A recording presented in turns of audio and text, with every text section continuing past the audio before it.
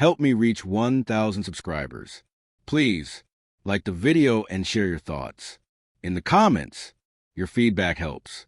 Make the content better before we start. Make sure to subscribe to my channel for more real-life stories like this. I never imagined I'd become the kind of man who stands in a doorway, quietly watching his wife struggle between loyalty and temptation. Yet, that's exactly where I found myself, frozen, exhausted, painfully aware of the silence hanging between us. Her name is Emily. We've been married for 8 years. There was a time when her laughter filled the room, bright, genuine. She used to grab my hand at the grocery store. Without thinking, somewhere along the way, that laughter faded into polite smiles, and her hand started reaching for her phone instead of mine. That night began like so many of our recent arguments.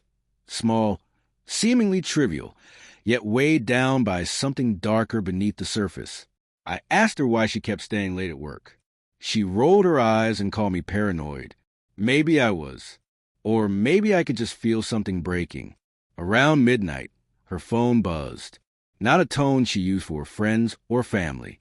I knew the difference, even if she thought I didn't. I got up and walked past the living room. There she was, bathed in the pale glow of her screen. She looked nervous, the kind of nervous that comes when you're teetering on the edge of something dangerous, but thrilling. "Emily," I said softly. She jumped and flipped the phone face down. I didn't ask. I didn't need to. The silence said enough. "It's not what you think," she whispered. "Then tell me what it is." I said. She didn't. The next evening, she told me she was meeting an old college friend. I nodded, pretending to believe her, but something inside me had already gone cold. When someone you love starts hiding pieces of themselves, you stop being their partner. You become a stranger trying to read expressions you used to know by heart. She dressed with extra care that night. Red lipstick, the perfume she hadn't worn in months. I watched her walk out the door without a word. A few minutes later, I grabbed my jacket and followed, not out of jealousy, but because I needed to see what I was already losing. The bar was on the east side of town. Dim lights, slow music, a quiet hum of people pretending to be happy. I stayed outside, watching through the window. She sat at a corner booth. Then he walked in, tall, confident, wearing the kind of grin men use when they know they're being admired. He leaned close, and she laughed. It wasn't what they did that hurt. It was how natural it looked, like it wasn't the first time, like I'd already been replaced. I waited 20 minutes before going in, not to make a scene, but to see how far she'd go. When I approached the table, she froze. The man glanced at me, unsure whether I was a friend or a threat. I didn't yell. I didn't confront. I just looked at her and said, "You don't have to decide tonight, but whatever you choose, make sure it's worth losing me." She blinked, guilt flashing across her face. She whispered my name, almost pleading. The man stood awkwardly, caught off guard. I turned and walked out before she could say another word. Outside, the air was cold, cleaner somehow. My heart was heavy but calm. It's a strange kind of peace when you finally stop begging to be loved. I drove home alone. The house felt foreign. Her perfume still lingered on the couch. I sat there for hours, thinking about all the small moments that led us here. The missed dinners, distracted kisses, the night she rolled away instead of closer. Love doesn't end in one fight. It fades quietly, one neglected gesture at a time. When she finally came home, the clock read 1:27 a.m. She stood by the door, eyes red and swollen.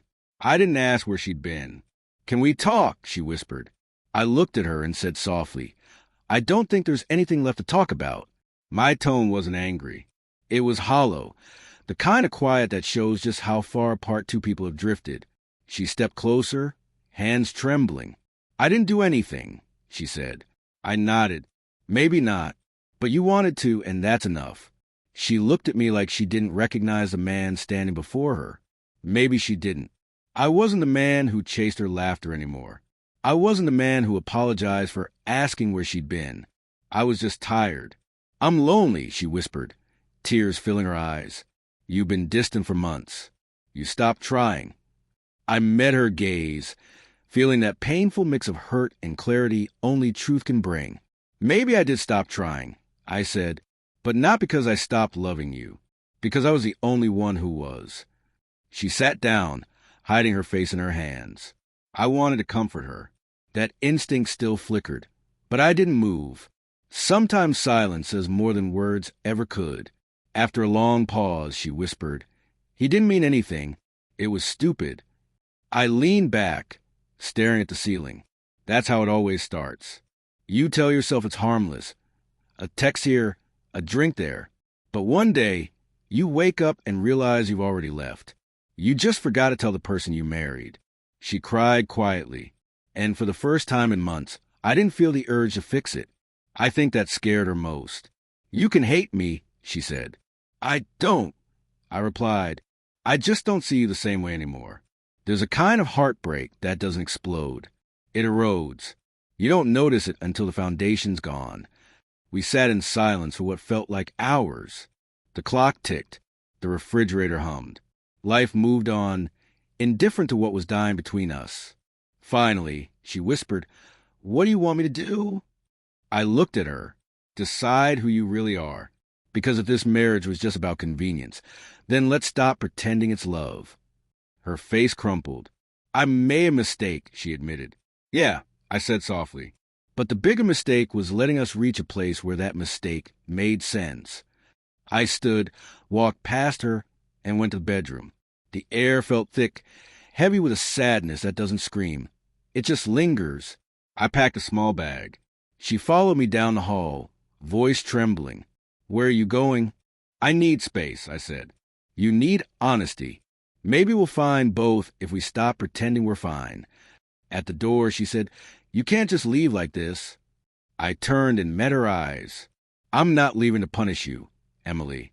I'm leaving to remember who I was before I begged to be enough." She didn't answer, just tears. I walked into the night. The world was quiet, but alive in a way I hadn't felt in years. The cold air hit my face, and for the first time in forever, I took a deep breath that didn't taste like compromise. In the days that followed, she sent messages, apologies, promises, confessions. I read them all, but never replied.